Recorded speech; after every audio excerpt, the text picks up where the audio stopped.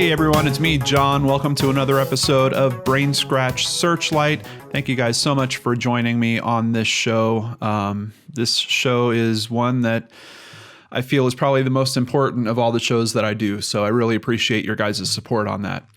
Before we get started with today's case, I just want to give you all a quick update. I recorded a podcast with Soraya over on the show, Where Did the Road Go? And that has now been posted. I'll have a link to it in the description box below so you can check it out.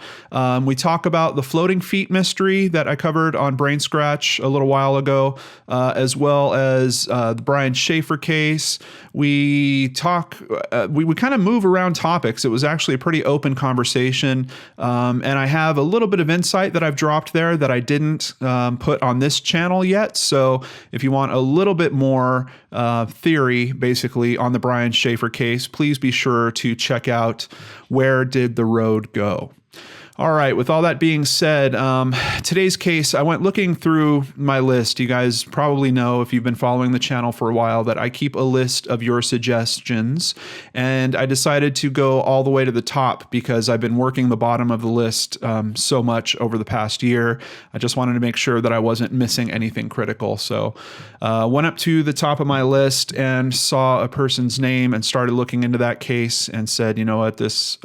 I have to cover this. We need to try to do this, to try to do something to help in this case.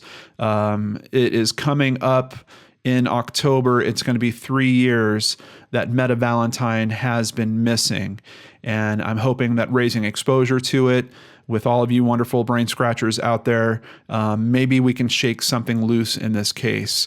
It's one of those that when you look through the news coverage, it might look like we have a strong suspect, but the way police are talking, it seems like they don't have the information they need, even if that is the case. So if you are someone out there that might have some information that could contribute to this case, please use the info in the description box below. Get that info to the authorities so they can act on it. There's even a method where you can get that information in anonymously. You'll see that in the description box below as well. I really hope there's something we can do to help on this case. With all that being said, let's start on the case of Valentine. And here we have a picture of her. Worth noting right off the bat, she has her hair colored. Obviously, she's not a natural blonde. So if you see her somewhere, it might be that color, might not be that color. But also from this picture in particular, I can tell that it looks like she occasionally will wear contact lenses that change the color of her eyes. Her eyes are naturally brown, but it looks like in this photo that she's using some type of colored contact to alter that. So I know missing persons cases are already tough, and when you have someone that changes their appearance a little bit like this, we just have to keep that in mind in case you might spot her somewhere out there. Let's start with NamUs and the profile they have put together for her. Price Valentine. Her nickname is Mimi. She was last seen October 28th, 2014. She was 44 years old when she was last seen. Now she would be 46 years old. She is an African-American female, approximately 5 feet to 5'1", about 160 to 165 pounds. She went missing from Fayetteville, North Carolina, in the county of Cumberland. Detectives with the Fayetteville Police Department are requesting the public's assistance in locating Price Valentine, who was reported missing on October 29, 2014. Valentine did not attend a function Wednesday evening, and family members became concerned when they could not establish contact with her. Apparently, that function was a Bible study meeting at her local church, where she also worked as a secretary and was director of the choir, very involved with her local church. Hair color, strawberry blonde is what they have noted here for when she went missing. They are noting that her hair is dyed. They are mentioning brown eyes, and they do catch that she sometimes wears contact lenses. On some of the profiles I'm seeing, they're not necessarily getting that information, so I'm glad that they've got it in here at NamUs. No known distinctive body features. Unfortunately, we don't have any tattoos or anything distinct like that. No scars that are noted. We don't even have if piercings are noted. If she's wearing earrings here, but I'm not sure if her ears are actually pierced or if those might be clip-ons.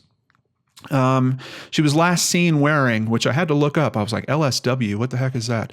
Last seen wearing a blue t-shirt, gray sweatpants, and flip-flops. And there is no method of transportation there. From what I've seen in some of the articles, she occasionally would get rides home from church. So I'm not sure if she didn't have a vehicle of her own, but even if she did, it's not related specifically to her disappearance in this case, and that's why it's not noted. They do note that they have some dental information that they will be entering for her. They are trying to collect her DNA as well. No fingerprint information is available for her, and they just have this one image that's noted here. So let's continue on here. Over at news1.com, let's get a quote from the police. "Detectives are working around the clock and trying to track down every lead," said Officer Kincaid, the public information officer for Fayetteville Police. "The video shows nothing around the time of her disappearance, only comings and goings. That area is not known for violence or kidnappings," said Officer Kincaid. First of all, I hope that no area is known for kidnappings. It just kind of seems like a strange statement to me. But what's even stranger about this statement is he's talking about video that was found at her apartment complex. And the police actually wound up releasing a portion of this video. So why don't we watch that for ourselves and see if it truly shows nothing around the time of her disappearance, because I think you guys are going to be a bit surprised to see what I saw in this video. So here we have her walking up to her apartment building. She apparently lives off this walkway coming up to the right, but watch her pattern as she walks forward here.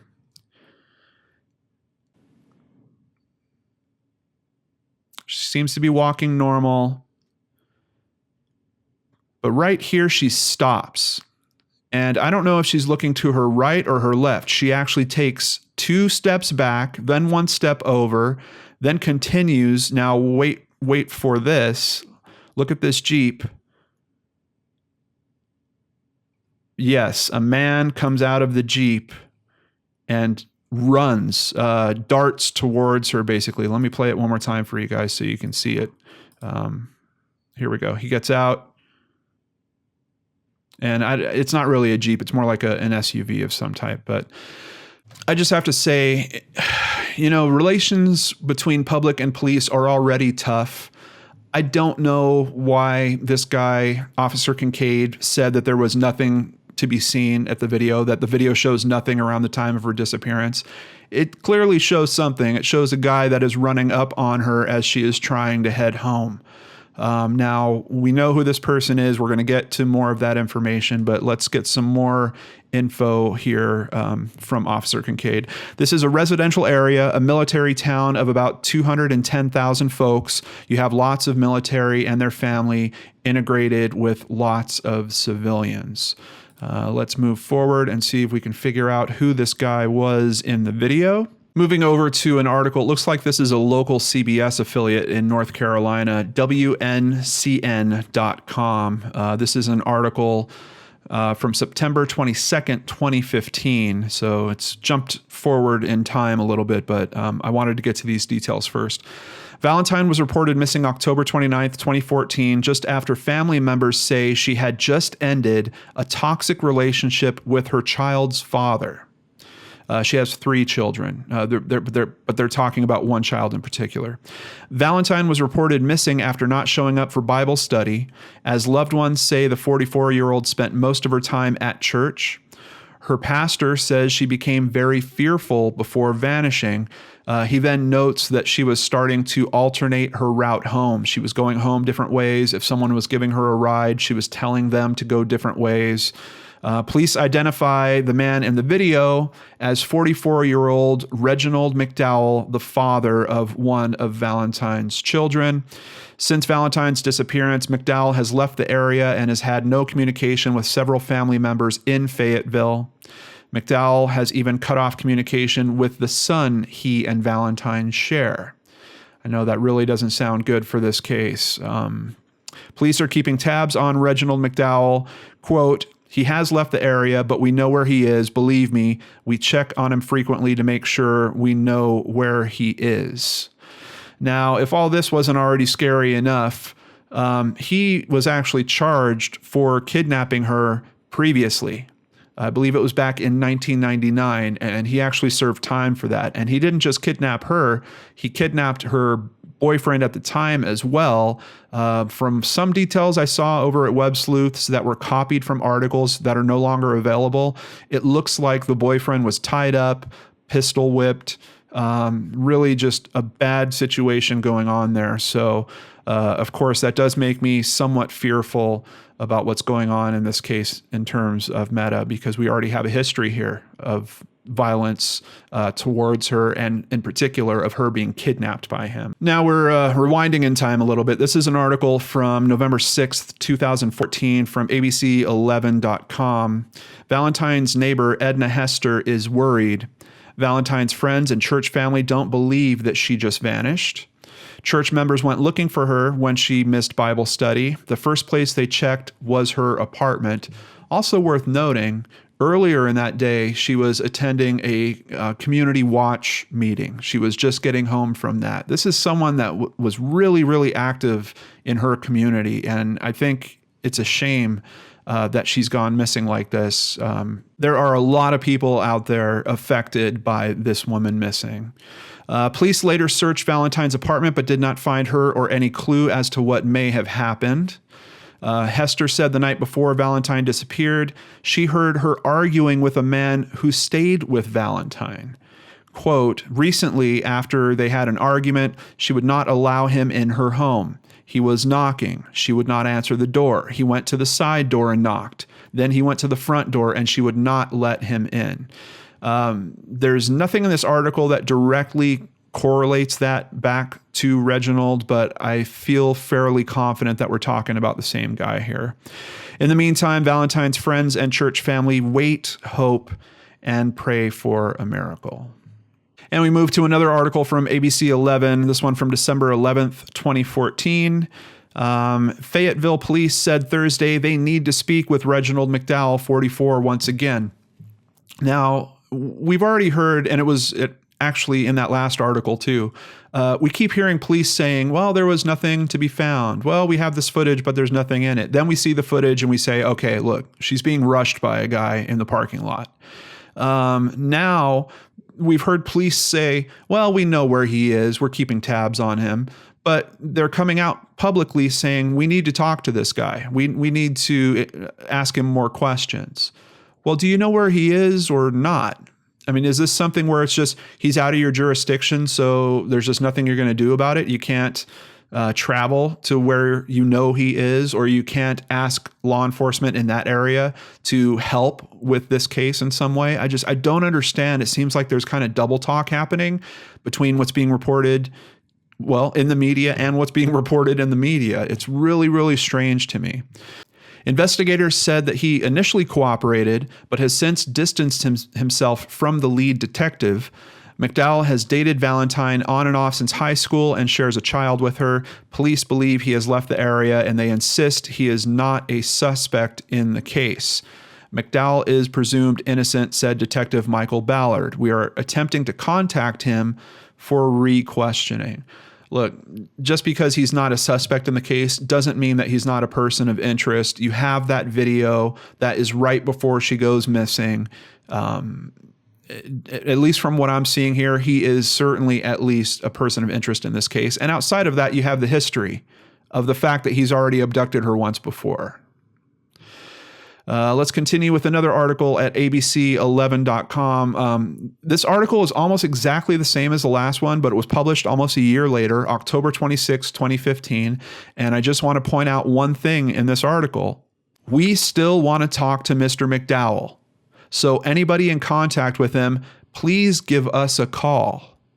So we're now almost a year after this fact. Supposedly, like I just said, they know where he is, but it doesn't seem like they're making very strong efforts to get this guy and to talk to him.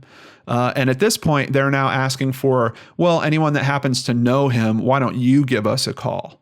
Well, why would you need that? How are they going to be able to help you unless you don't really know where he is?